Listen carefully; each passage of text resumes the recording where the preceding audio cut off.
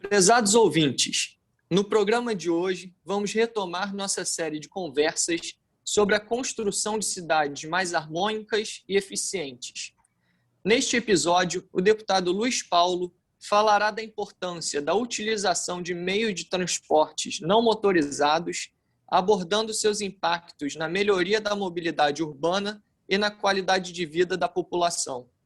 Conversaremos também sobre as adaptações pelas quais nossas cidades devem passar para que possamos trafegar utilizando bicicletas, patinetes e até mesmo a pé, de forma segura e confortável.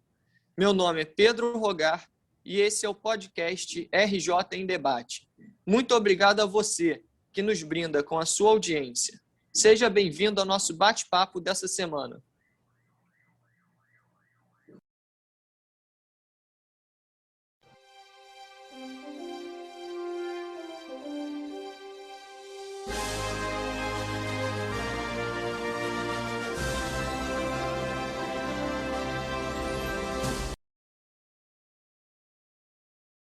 Bom dia, deputado Luiz Paulo. Tudo bem com o senhor? Bom dia, Pedro. A luta, como eu digo, a luta continua, né? E é necessário e fundamental, nesse período de pandemia e pós-pandemia, que nós possamos discutir profundamente o futuro das nossas cidades, a mobilidade e também os transportes sustentáveis. Deputado, vamos à primeira pergunta desse nosso 22º episódio do podcast RJ em Debate. Qual a importância, deputado, do incentivo à utilização de meios de transporte não motorizados? Pedro, uma das questões centrais das nossas cidades é a mobilidade. E a gente precisa conceituar que, em termos de mobilidade, quais são as prioridades dos modos de transporte. Então, os modos de transporte não motorizados devem ter absoluta prioridade sobre os modos motorizados. Essa é a premissa, né, do transporte sustentável. Além do mais, os transportes públicos coletivos devem ter prioridade sobre os transportes individuais. E aí você pode me perguntar, ou o ouvinte pode ficar em dúvida, o que seria modo de transporte não motorizado? E eu responderia que seriam as modalidades que se utilizam do esforço humano ou tração animal. O que depende, que modo de transporte depende do esforço humano? Principalmente a bicicleta, que é o grande modo de transporte individual não motorizado, e também a patinete. Mesmo com as suas variantes, né, de ter-se bicicletas motorizadas e se ter patinetes também com motores elétricos. Mas, de qualquer jeito, essas são as grandes formas de deslocamento. Ora, então, se você concebe uma cidade que a mobilidade se baseia principalmente na prioridade do transporte coletivo sobre o transporte individual e suplementarmente no transporte individual você utiliza bicicleta e patinete, você tem um avanço na diminuição do nível de ruído, você tem um avanço imenso da diminuição da emissão de monóxido de carbono, enfim, você promove muito melhor a qualidade de vida na cidade e vai diminuir os tempos de viagem. Mas para que o transporte não motorizado seja efetivo, é fundamental que as cidades passem por algumas adaptações, certo? Sem dúvida nenhuma, Pedro. As cidades brasileiras, a cidade do Rio de Janeiro não é exceção, ela se pautou por priorizar o transporte motorizado e o transporte individual através de carros foi incentivado de todas as formas, quer seja, alguns anos atrás, um subsídio ao combustível, quer seja com venda de veículos, um parcelamento em até 7 anos, né? E também com uma propaganda massiva em rádio e televisão, que o cidadão só se encontrava absorvido pela sociedade e poderia ter sucesso se tivesse um carro e fumasse Marlboro. Quer dizer, eu botei o cigarro de propósito, porque tanto o carro quanto o cigarro, né, são hoje 2 males da sociedade. Eu estou falando do carro de combustível fóssil, carro a gasolina, carro a diesel, caminhão a diesel, né? Mas principalmente a gasolina.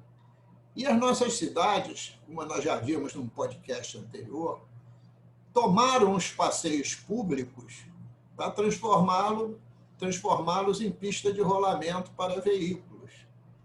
Isso, né, espremeu o pedestre e espremeu as bicicletas.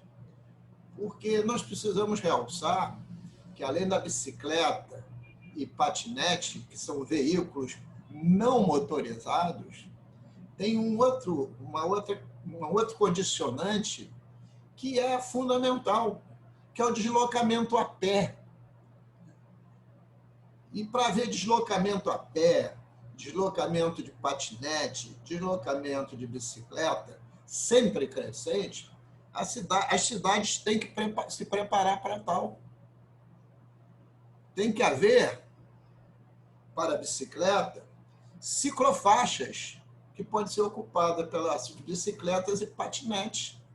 Você tem que ter, os prefeitos têm que ter coragem de tomar uma faixa de rolamento de veículo, principalmente nessas vias de mão única, com muitas faixas, como, por exemplo, São Clemente, os Voluntários da Pátria, né? Nossa Senhora de Copacabana.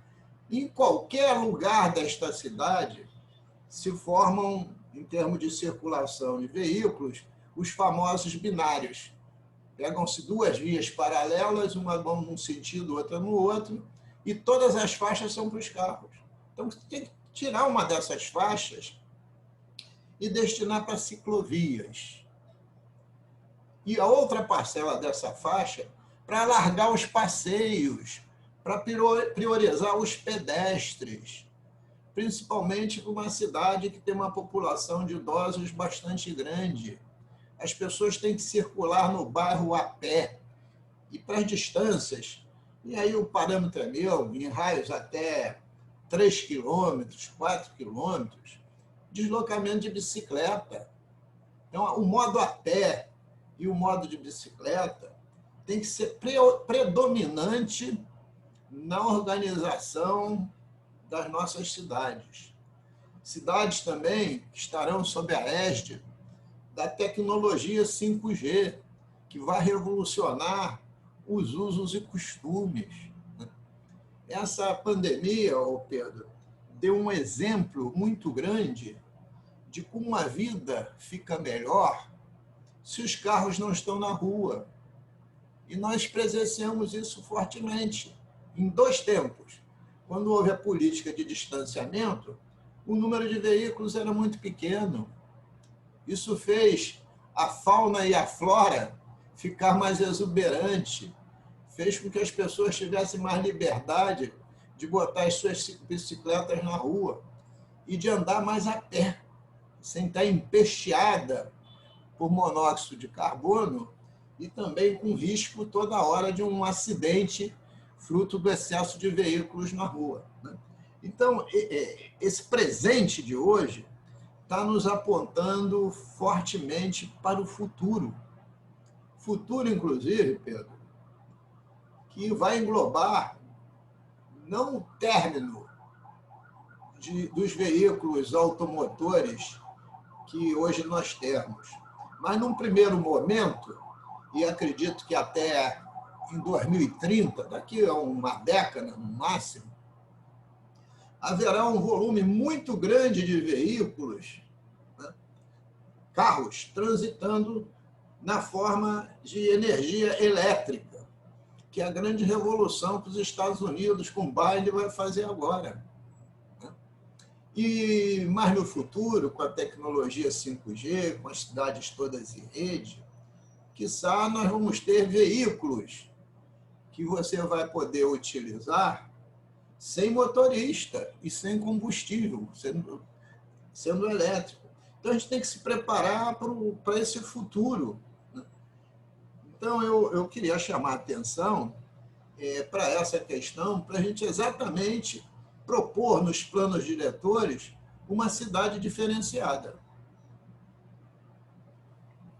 A descentralização das atividades econômicas também pode contribuir para a opção por meio de transporte não motorizados? Sem dúvida nenhuma. Eu sou apaixonado pela tese que a boa cidade é aquela que tenha dezenas de centros de bairros.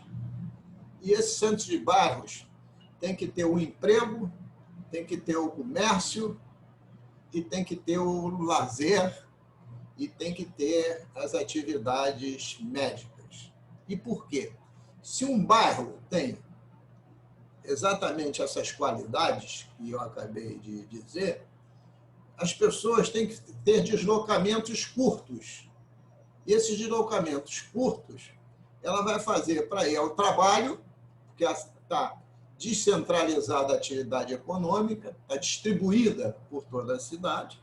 Então, ela pode ir ao trabalho ou a pé, ou de bicicleta, ou de patinete, ou até, se quiser, e de uma pequena motonete, uma moto de pequena potência, se for mais distante, pode fazer as suas compras para o dia a dia a pé, pode ir aos médicos, aos hospitais, aos postos de saúde, ou a pé, ou mesmo que tenha que ter um deslocamento de curta distância, né? E também ter lá a sua atividade de lazer. Essa é a cidade do futuro. E se quiser saber o que está acontecendo no outro bairro, na outra cidade, em outro país, vai viajar na tecnologia 5G, vai em 3D perceber tudo o que acontece. Essas cidades no futuro, Pedro, terão câmeras por tudo que é lugar. Todos os movimentos você poderá perceber por câmeras colocadas nos sistemas de deslocamento das pessoas. Então, a gente tem que pensar nessa nova cidade, né? Também com novas tecnologias. Deputado, e o senhor considera que é possível que ocorra uma mudança efetiva de mentalidade em curto prazo, ou o senhor acha que isso vai ser mais a longo prazo? Ô Pedro, a curva do conhecimento, ela cresce de forma exponencial, né? O que quer dizer isso? O conhecimento está crescendo numa velocidade absurda. Eu garanto, se qualquer um de nós dormisse apenas 2 anos, quando acordasse, não reconheceria o mundo tecnológico que nós estaremos vivendo. Apenas 2 anos. Se fosse na década de 50, você poderia, quiçá, dormir 10 anos e nada tinha mudado. É só para perceber o que é a curva exponencial do avanço tecnológico. O mês passado, Pedro, os Estados e a China mandaram um robô a Marte. Parece só mais uma notícia, Pedro, mas não é. Mandar um robô a Marte precisa de um avanço tecnológico fantástico. E esse robô está colhendo as amostras geológicas para ser analisada na Terra.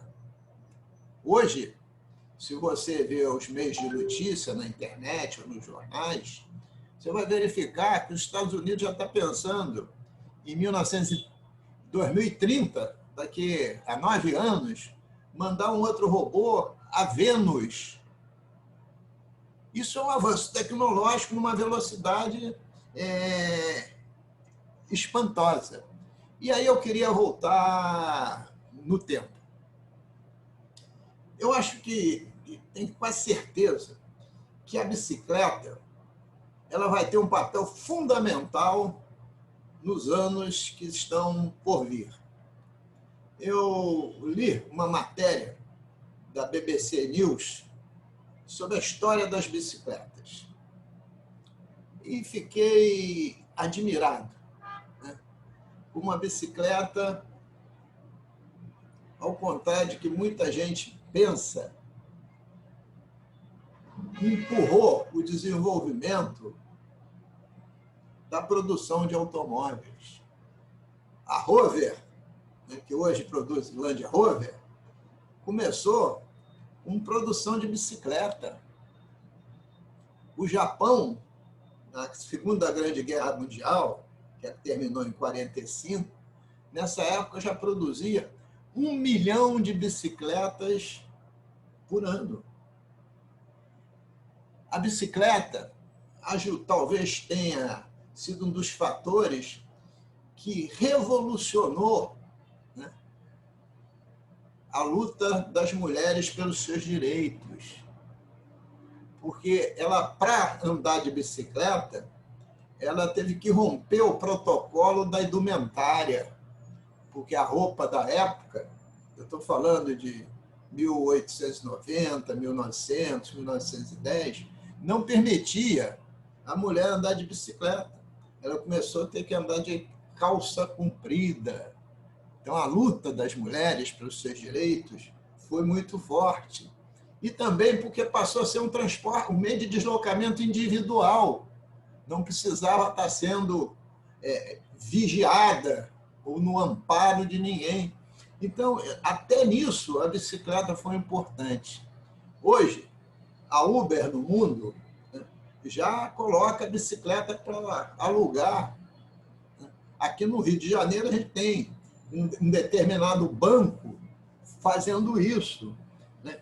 Então, as competições de ciclismo, você que é um esportista, há de saber, que são transmitidas no mundo inteiro. Os grandes campeões, né, de ciclismo são considerados grandes heróis, têm patrocínio de grandes marcas, né? Então, eu não tenho nenhuma dúvida que essa mudança de mentalidade está ocorrendo.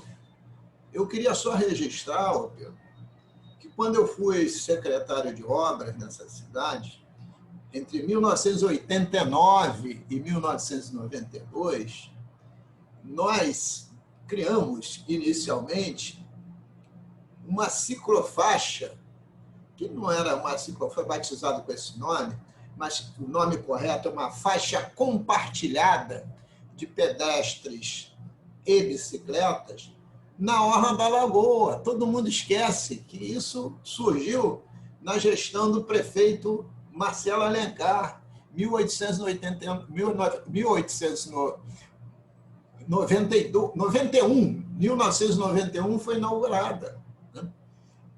E está aí até hoje, né? Um sucesso absoluto.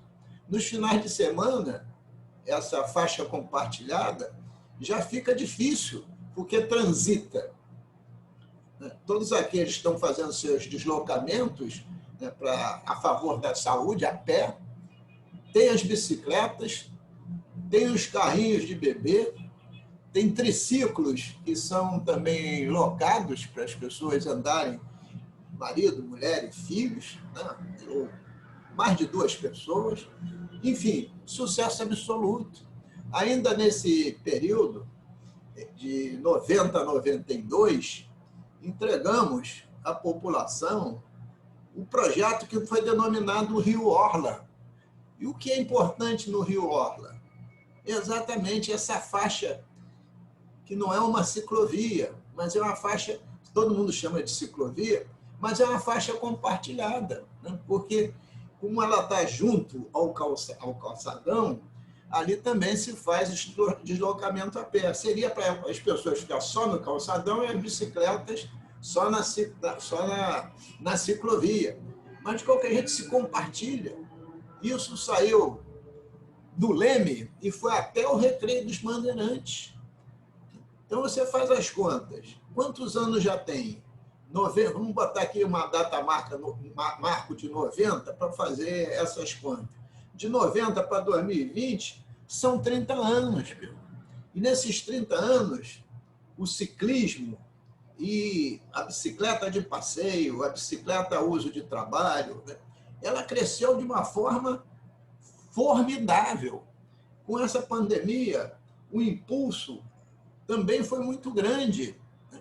Então, eu acho que os nossos prefeitos, arquitetos, urbanistas, enfim, geógrafos, até porque pensar a cidade é tarefa múltipla, né? Pensar a cidade é tarefa múltipla e tarefa do próprio cidadão, né? Então, a vocação para as bicicletas é uma realidade e que vai crescer muito mais no tempo, porque ela também é sinônimo de saúde. Quem se desloca a pé com frequência e quem anda de bicicleta com frequência está fazendo um bem para a sua saúde, está fazendo um bem para o seu corpo, está fazendo um bem para os seus músculos, e inclusive para aqueles que já chegam à própria terceira idade, porque uma das maiores e melhores regras de prevenção à saúde é o exercício físico. E exercício físico não é aquele que se faz só na academia, não. Principalmente ao ar livre, nos deslocamentos a pé e no andar de bicicleta.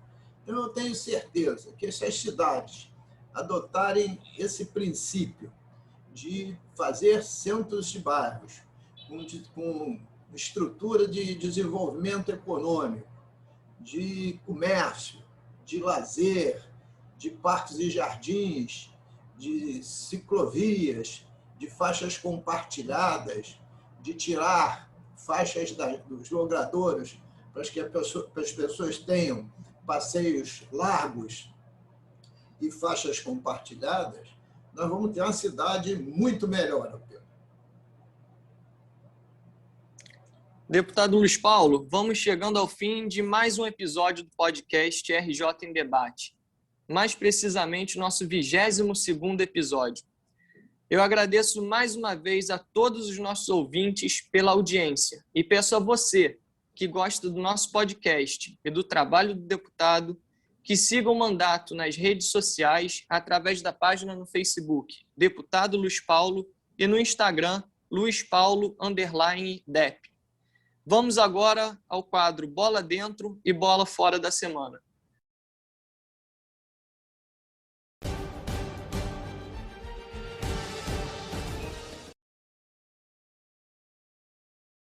O Bola Fora de hoje vai para o governador Cláudio Castro, que se tornou governador efetivo em 1º de maio.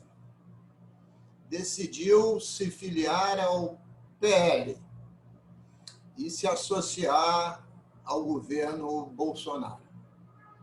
E está fatiando o seu governo com olhos nas eleições de 2022. Cria secretaria aos borbotões, em pleno regime de recuperação fiscal, quando a máxima é diminuir despesas. Ele amplia as despesas e cria secretarias sem nenhuma utilidade. Criou a Secretaria de Justiça, agora está criando secretaria para contemplar partidos políticos, né? E, principalmente, tem colocado secretários em secretarias já existentes que não são conhecedores do assunto, quando não tem nem formação sobre o tema, nem técnica, nem daquela política pública. como é o caso da Secretaria de Educação. Está nomeando um político de Itaguaí que não tem formação para isso, não conhece o assunto e vai tocar a secretaria, no meu entendimento, mais importante do Estado, que é a Secretaria de Educação. Então, este governador tem que levar bola fora, porque não é assim que se faz gestão pública. O cidadão, a população tem que estar em primeiro lugar. Depois, sim, se fizer um bom governo, pensar em resultados eleitorais. E não inverter. Para a eleição tudo, para a população nada. Bola fora para o governador Cláudio Castro. A bola dentro de hoje vai para a doutora Luana Araújo, médica e infectologista, que foi ouvida pela CPI da Covid-19. E pela primeira vez foi uma profissional de medicina que deslumbrou a todos, porque com respostas curtas e seguras, de quem sabe se comunicar e de quem conhece profundamente o tema de infectologia, respondeu a todos. E foi exatamente a doutora Luana Araújo que não foi aceita para ajudar o Brasil a combater a Covid-19. Ela não foi aceita pelo seu saber, pelo seu conhecimento, pelo seu destemor, porque o governo Bolsonaro prefere os servis. E a ciência, ela não serve a ninguém. A ciência tem que ser independente. Então, os verdadeiros cientistas, os verdadeiros médicos infectologistas estão a serviço da medicina e não a serviço do presidente de plantão.